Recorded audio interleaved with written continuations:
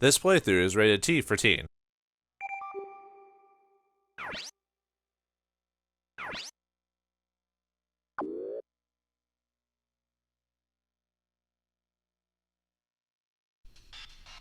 Greetings and salutations, viewers. Vauldemare back with another episode of Front Mission 3. In the last episode, we tried to escape the base, but unfortunately for us, the JDF had like one last thing.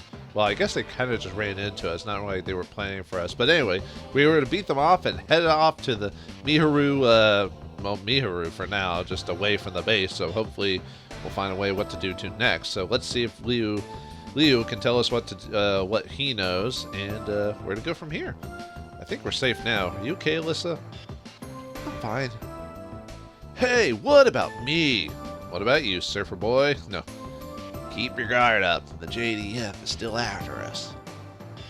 You, who are you? Why are you helping us? I'm an agent for Da Han Zhang. A DHC agent? First the USN, now the DHC? What's going on? Yeah, the DHC was kind of more of a... I mean, they were more of an attack. Well, I guess they still technically are, but in the Emma's campaign, the DHC is more of an antagonist. In this campaign, it's the other way around. It seems like. What was the DHC doing at a JDF base? Don't be so uptight. I could have left you behind, but you wouldn't have liked that. I guess I wouldn't have. Anyway, let's talk to the dude. Just in this case, the game wanted me to save it again, even though we just had the save opportunity. But anyway, what's going on? Will someone explain? I don't know. Hopefully it's not super convoluted or doesn't give us super expedition done. The USN and the DHC? They must have something to do with the explosion. Maybe. Or at least they want something from it. I appreciate you helping us, but I don't trust you just yet. You're being cautious, huh? They tried to kill us. Of course I'm cautious. You know about the accident at the base, right? I'm here to investigate it. Isn't that a foreign affair? I mean, why would you... Isn't the DHC in the OCU, which is what the conglomerate of states are? So why would they care? Maybe I'm wrong. Or is it the fans who are wrong? No. Why would another country send an agent out there to investigate an accident? I wouldn't be here if it were just an ordinary accident. No, I guess that makes sense. You know, for national safety and all that. You're saying it's not? Kazuki, he's telling the truth. It was a new type of bomb that accidentally exploded. A bomb? Like a nuke? I mean, how much bigger explosion can you get than a nuke? Well, I guess more nukes, but you know what I mean.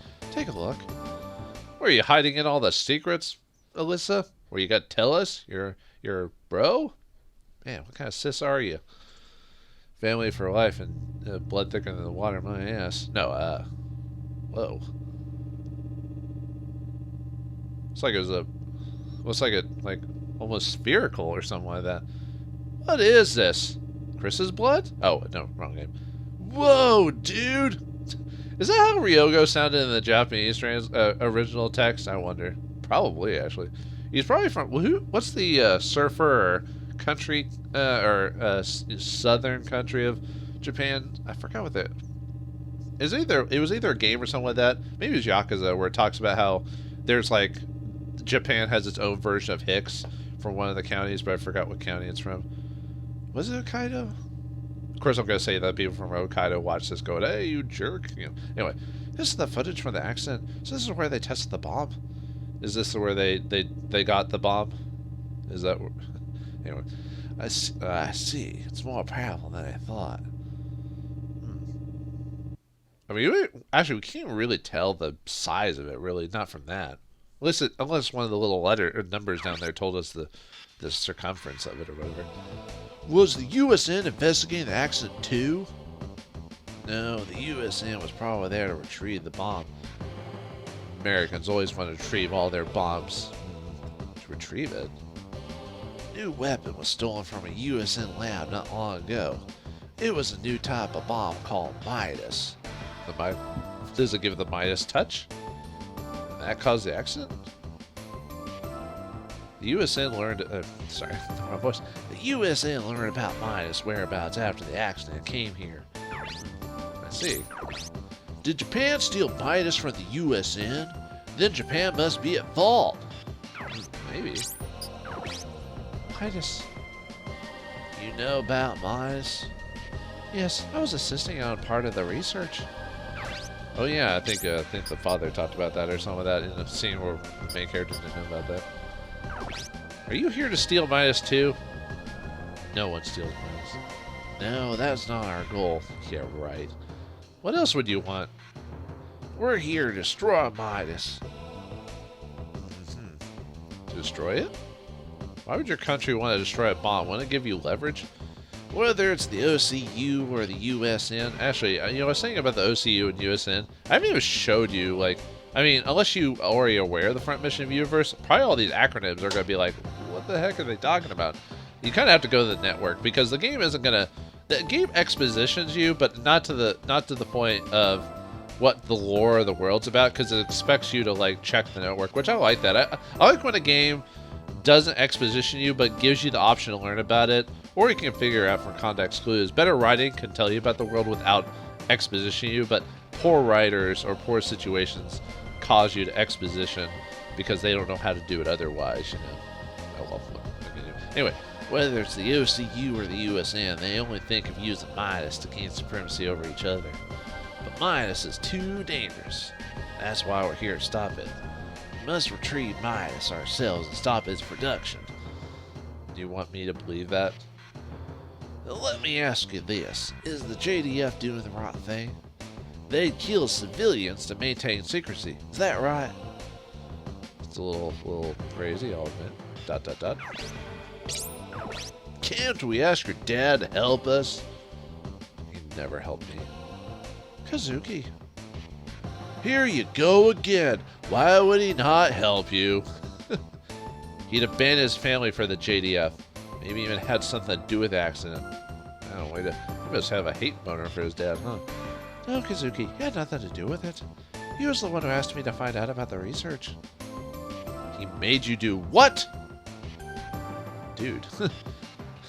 I think this is the angriest we ever see Kazuki, and the game is on this path. On the empath, he gets angry, but he doesn't get super angry. I don't know. At least I don't remember him getting as angry as he already is on this path. Because he doesn't really talk about his dad and Emma's path till like near the end of the game, really. Because that wasn't the focus. But Kazuki, please trust him. No, I don't wanna. No. Maybe he wants the bomb. I can't believe he'd listen to this. You're reading into it. He doesn't seem like a bad guy. You are a bad guy, but you are not a bad guy. You wouldn't be here with these photos if it weren't for him. You guys don't know him like I do. He only thinks of himself. Do you wanna talk about it, dude? Kazuki. Why do you have to be so damn stubborn? Because you're a main protagonist. You have some issues, man. Yeah, I do. Please trust Dad, Kazuki. Whoops, I did not mean to press network. Whoops. Sorry about that, folks. Slip of the finger. Wag of the finger, tip the hat, whatever. Yeah, well, we'll do networking later. Oh, well, don't look at what I just said there. We don't know what's gonna happen next. Nope. No future stuff's gonna happen here soon. I'm leaving Japan. What do you want to do? If the JDF captures you, they might kill you. Especially the young lady who knows about Midas. Will you take us somewhere safe? Didn't you just not trust this guy? Anyway, that's fine. So you'll trust me? No, spoke too soon. You seem okay. He's okay, huh? He's a cool guy. He's a cool guy? I'm going to Kurihama Harbor. You can come with me. Kurihama? There's a submarine station standing by. Let's go there first. Okay. Get ready. We can set up the wanzers here. Kazuki, you suck at setting up. Why don't you let Alyssa teach you? Shut up! I'll tell you whatever you don't know. Try setting up. We finally get to the setup option after all these battles. Yeah. In the previous game, we got to set up a little bit earlier, if I remember correctly. But now we can finally learn about.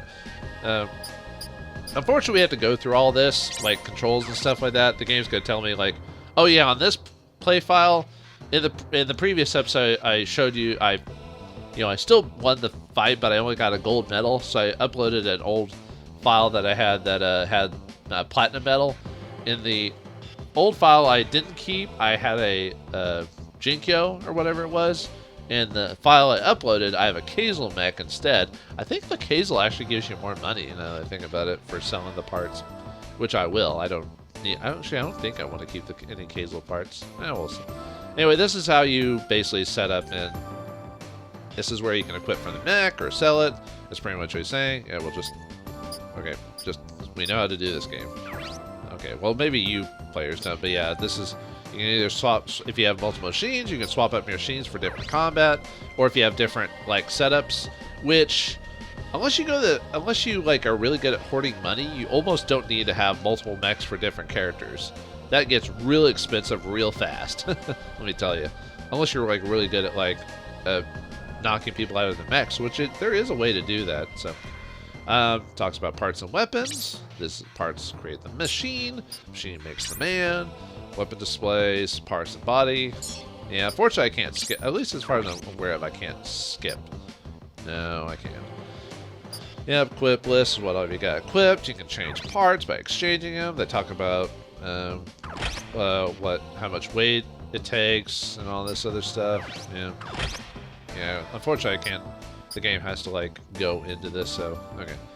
Legs and arms can be changed. Weapons are R and L. Depends on the machine. Yep, talking about switching guns. Talks about how they have different. Basically, it's just telling me how to do it. So I don't even think I really need to show. Like, even if I was playing this the first time, like I did the previous campaign, there's really. Okay. Oops, I meant to do parts display, but we'll do weapons. Sure. Yeah. Yeah, it just tells you the type of weapon. Yep, pierce is for piercing damage, I for impact damage, and F for fire damage. Weight is how heavy the weapon is. Accuracy is how good your accuracy is initially without any modifications. Range, yep, we know about range. Attack, how many bullets fired, which it says 51 times 1 is with a rifle. It's 1 bullet at 58 attack, basically. Like, shotguns are like, what, like 8 bullets at like 23 or something like that, AP is how much AP is used when using the weapon. Shows them out, yeah, depending how far away you are from range, you'll get accuracy distance. Minuses or plus, like the farther you are away, like the furthest away you get the most loss, stuff like that. Yeah, most handguns, weapons, and stuff like that have an infinite ammo cost. It talks about how ammo use. Most stuff that uses ammo is going to be mainly shoulder weapons.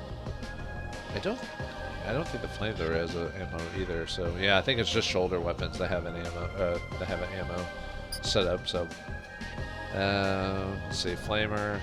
Oh yeah, flamer is one of the weird weapons because you can, during combat, you can choose how much AP you want to use when firing the weapon. Yeah, it says 4 hits, 7 hit, or 11 hits.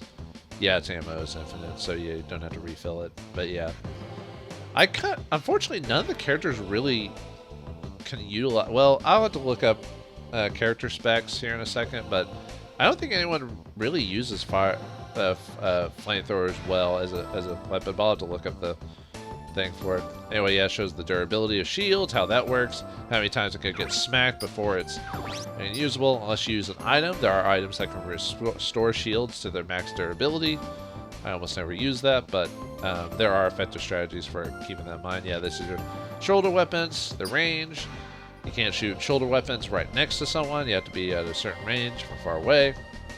Grenade data is, yeah, they attack in big squares. I almost never used the grenades in the previous game. In this game, I might make when I have another shoulder arm specialist, I'll maybe make them use grenades, even though technically it's better to just use missile launchers. I think so anyway, but there is a benefit to using grenades because it weakens all parts equally because you can't really defend against that. But as far as I know, I don't think you can ever completely take out a unit with grenades. Like, all I can do is lower them unless they've got like 1 HP or something like that. is the parts tutorial, like how what the use of parts are. Body's gonna be your main. Yeah, it talks about HP, weight, power, and depending on your suit mech, you might get more melee power out of it because of the body type being heavier, that type of thing. Weight allowance, yeah, percentage of melee, HP durability, weight, power, how much power it takes, and if you need better backpacks for it. Yep, triangle will show you the skills, like what skills can be unlocked or hidden locked on there. Yeah, arms have accuracy and power. What certain arms will give you better accuracy, so keep that in mind when you're using certain guns or weapons. But you also have to take into account what skills you can unlock or use with that arm as well. Yeah, different feet type have. I forget. There's like hover. There's like 4 legs, bipedal, 4 legs, and hover. I think those are the only. Because unfortunately, I don't think they added treads till like the last game, 4th game or something like that. I think. Whatever. Or am I thinking of Armored Core? Anyway, yeah. Move tap booster types. Move how many squares. Type distance, or like what legs and what terrain they can move on. Yeah, booster tells you how they can jump, basically, like if there's like a mountain or a hill or something like that. Like if with better legs, we'll have better booster powers to climb actual distances, while I think the hover ones can't boost at all, so that's why you'll want like 2 legs for certain characters. Dash is how far you can go in a straight line with like no restrictions, like trees and stuff like that, so you can just zoom one part to the next. Yep, backpacks. This is where you can either store extra items or give yourself extra power depending on the type of mech you're building. Usually if you're making a melee build, you usually want to have more power than a standard backpack, for example. Yeah, capacity is how many items you can carry, or if you're using a power backpack, then that'll tell you how much additional power, more power. But that's pretty much it. Okay, now we can actually back out. And the game will finally let us actually mess with our mechs now. So, I think I'll leave most of my mechs alone for now. I might make a minor change to one of them. Resupply anytime. Resupply time. Don't forget, you can even buy from the network, even if there's no shop in town. Okay, so I think we can move now. Yeah, we can leave, but let's see if anyone else has anything. So, we can't stay here. Let's get going. Whoops. Oh, didn't want to do that yet. Don't worry about me, Kazuki. Let's go somewhere safe. And Louie. We'll use the truck outside. Alright.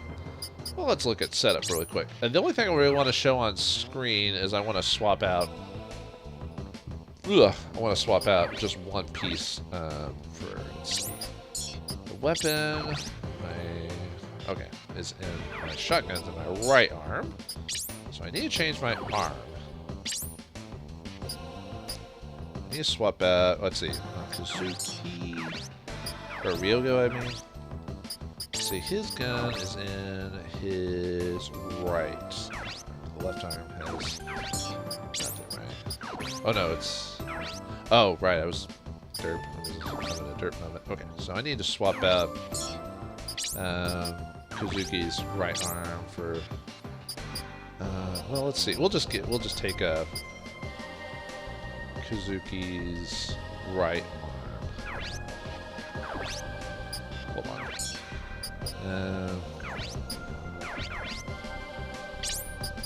see. Odin. So I need to swap my right arm with the Kyogo. Okay. So now, and the reason I want to do that, I want to show.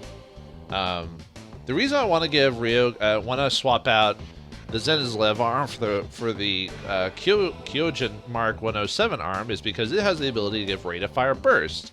So now I'll have a chance to actually do bursts with a shotgun, which makes it like rate of fire, so you get more bullets. Same with the machine gun, so hopefully those will make the shotgun more effective. Oh, and I forgot to show. Let me go to setup again. One of the benefits of doing a A new game plus is we get to keep all of our abilities we learned from the previous game. So now I can now actively equip new skills I had from the previous game into my inventory. Now it only sticks with characters you had in the previous game, and since we're doing this new campaign, surprisingly enough, the only characters that are on the same on both paths are Ryogo and Kazuki. So that's why I feel like it's not breaking the game by doing the Emma path and then doing this next, even though it's the harder of the campaigns, because it's only 2 characters I'm keeping the skills for. Now, you can still do the new skill type like I could have played the same campaign again, and they would have kept all their skills, and I could have gone from that. Like that'd probably be a way to get better. To way to get platinum medals is just replaying the game multiple times so you unlock all the skills you want to customize them from then. Actually, do we have?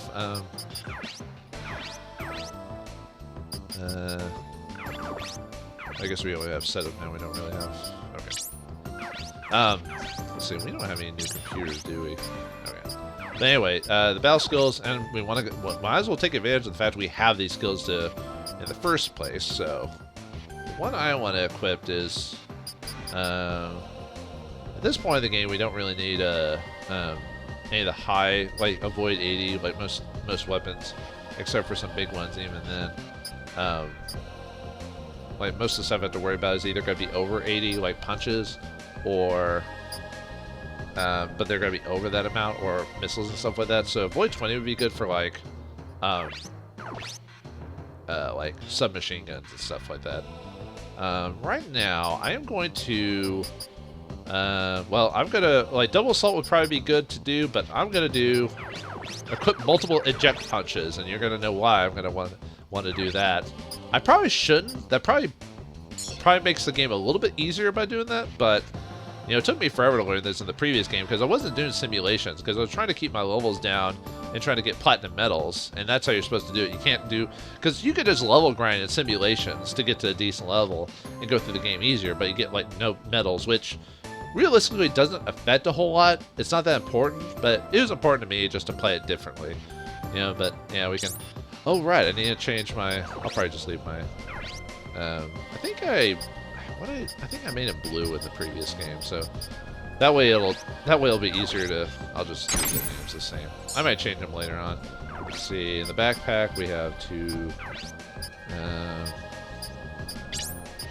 have 2 that. So since we don't really have a shop right now, well, I mean we can go online to buy if we really want to. But let me check and see which arm it.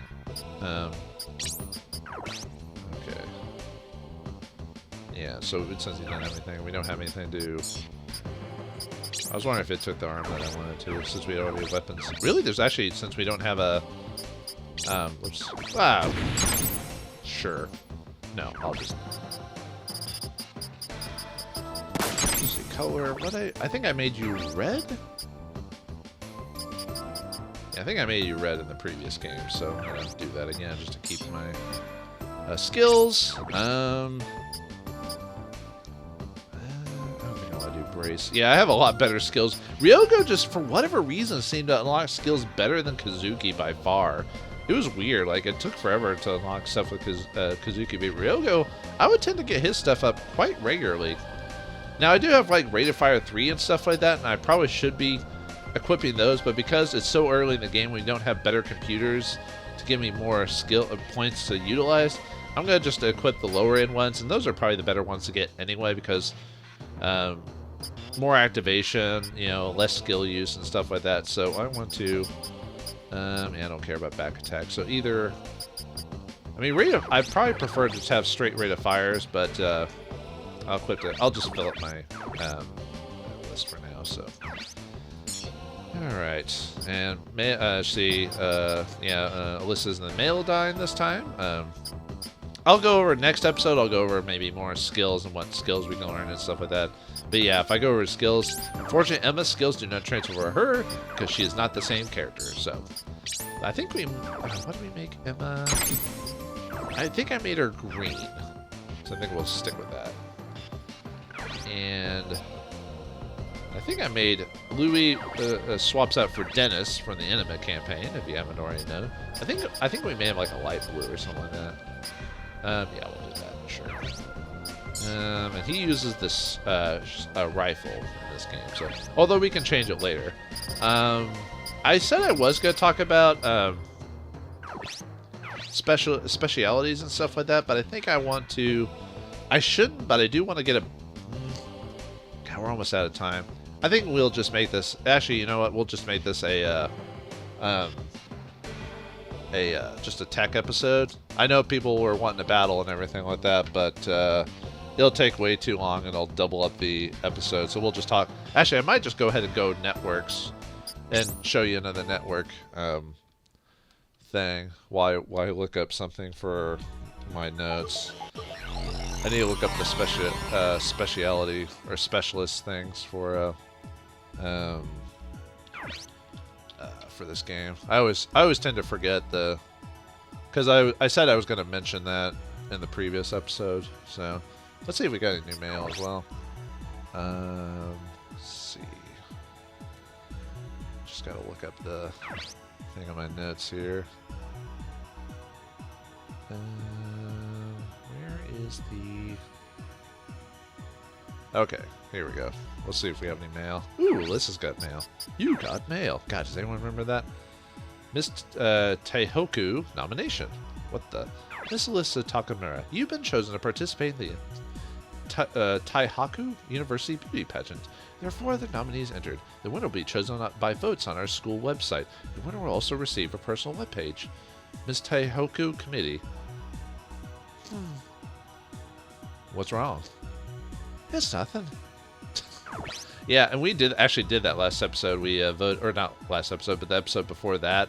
I went to the website and voted for her because we're a creepy brother. So, but yeah, it's just if you didn't already do that, it just tells you to check the website about voting for her, which I don't. At least I hope on this file I did. I think I did. Oh, here's the. So now we can shop for. I'm not gonna do the shop right now. And now we can start. Now that we can customize machines, we can now go to the simulator. So the simulator is basically there to. We can do tutorial 1. I don't think you gain experience during the tutorial 1. I think it's just supposed to be a reminder of how the game works. And then we can choose a certain simulation. We basically fight actual units. We gain experience. I think we can also get money. But really the simulators are there to give you experience and to unlock skills to use in the main game. The problem with doing simulations, if you want to do a platinum run, you shouldn't do it very often. Because then your level will get too high, and then you'll never... Like, if your level gets to a certain level within certain battles, then it'll be impossible for you to get S rank. It'll be like an immediate negative. So keep that in mind. Oops. No, that's not... Oops. Form. That's why. I was like... For a second, I was like, my brain shut off there for a second. So let's go back to government. Last time we looked at the JDF force, so let's look at one of the smaller ones, the NTJ. Let's see what this is. National Land Traffic Agency of Japan. Topics and project. NTJ, this month's topic, Future of Public Works, Public Relations Center. We asked heads of development Takeda about the future public works plan, criticized recently for poor management. Why the insufficient support of urban facilities? Answer: we are now in the process of improving efficiency for all services. Any plans for rural public works? We should change the paradigm of the urban and rural, since the distance between cities has drastically shortened. Future plans for public works? We plan to follow Nagoya's example with the adoption of zoning to redesign the city. Very exciting. This year's projects. Information on this year's major projects available. Select link. Okay. Koriyama.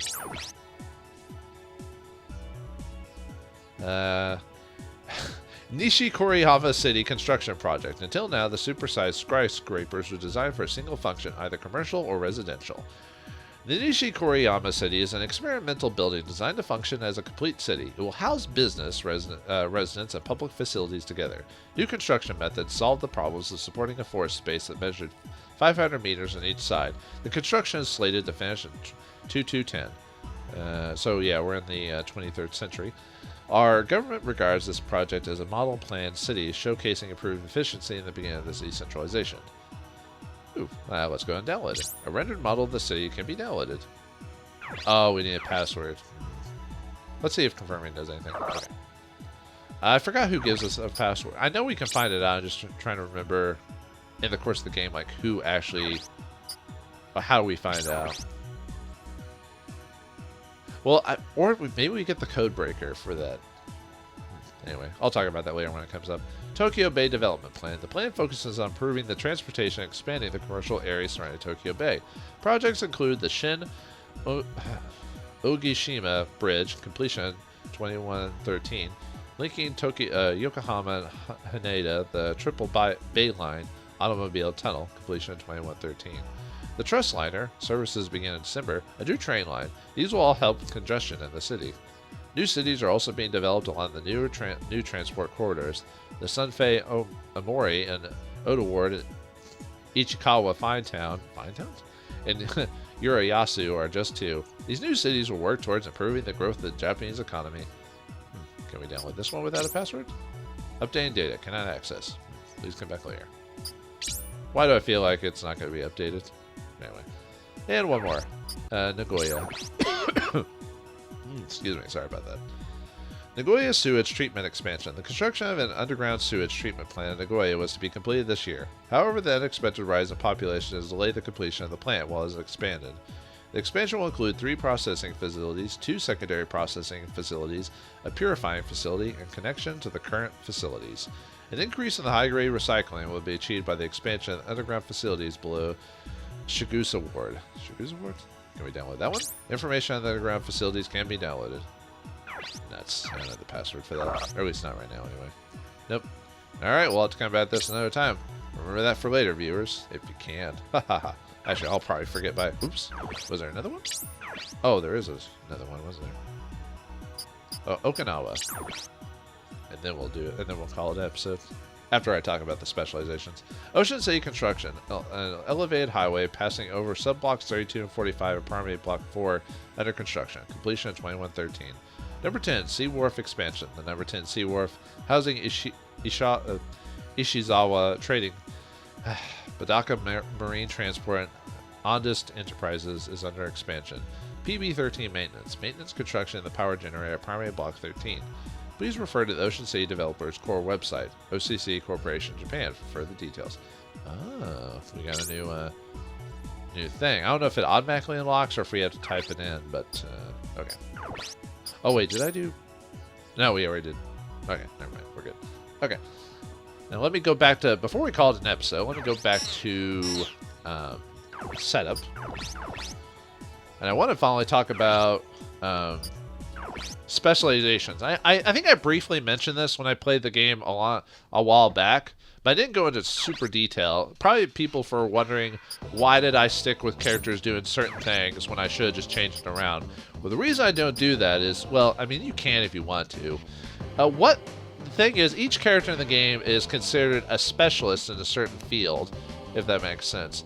What that means is that certain pilots get bonus damage if they use their specialized, like, skill, if that makes sense.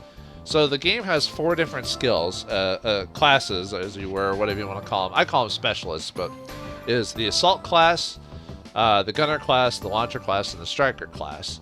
Kazuki is considered a striker class. What the striker class is that you are focused on, let's see, let me look at your weapon of choice that does the most damage are striker weapons, which are considered knuckles, piled bunkers, and rods. Rods are just big, you know, look like big baseball bats. Piled bunkers are the shield-looking things that have, like, spikes. We'll get those later. Right now we only have knuckles. So technically, if you want to build Kazuki, like, effectively, you almost want to make him a pure melee. But the reason they don't do that is because melee is kind of a hit or miss in this game. Like, it can do a lot of damage, but you really have to kind of beef a guy up like that. That's probably why they give him a shotgun, so that way you can actually have some range. So most people who play this game tend to keep Kazuki as a... Actually, a lot of people tend to get rid of his melee and just make him a shotgunner and give him a shield, especially if you're doing platinum runs for low damage because he can block it. So I was kind of being a bit risky during the Emma campaign by keeping him with his shotgun and melee. That might change over this game depending on... I'm not going to try to get... near the end of the game, the campaign, I'm not going to try to get platinums on everything. So you know, this isn't a guide on how to get platinums. It's only like, I don't know how to best explain it, but anyway, yeah, Kazuki is a striker, so melee is if you want to. I think some people have done some work online to designate like what the difference in damage is.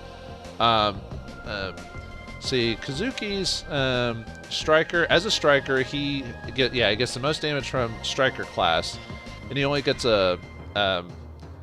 he basically gets no increase in damage with any other class. So you can still use him. It's just if you use fists or fist weapons, he gets more damage, like a major increase. Ryogo is what's called an assault class.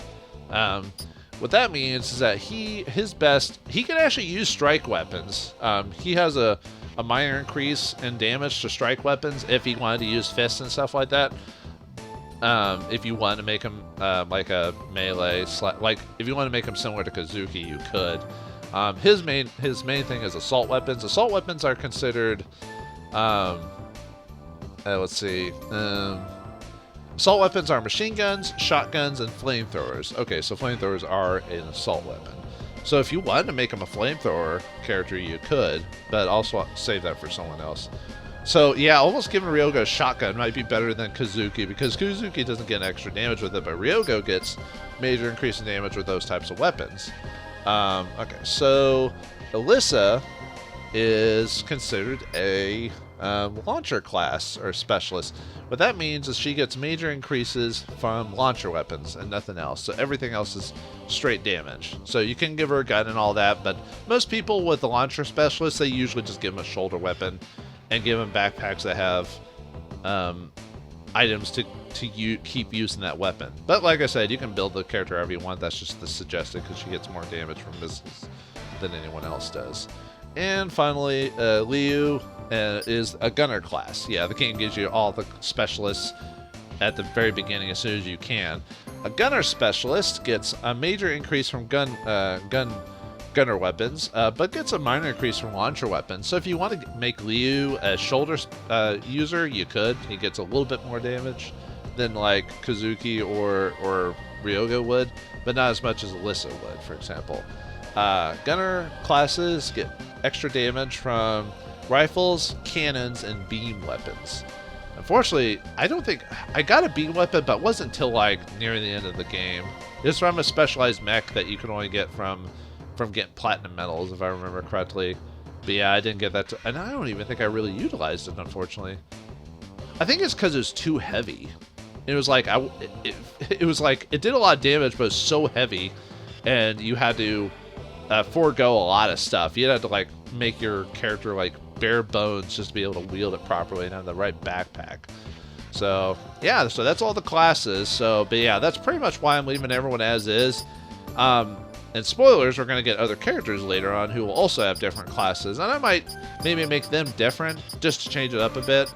We'll see where it goes. So yeah, sorry I didn't get to combat today, but I thought I wanted to get that out of the way, just to kind of discuss things, so that way in the future we can just go on with the story.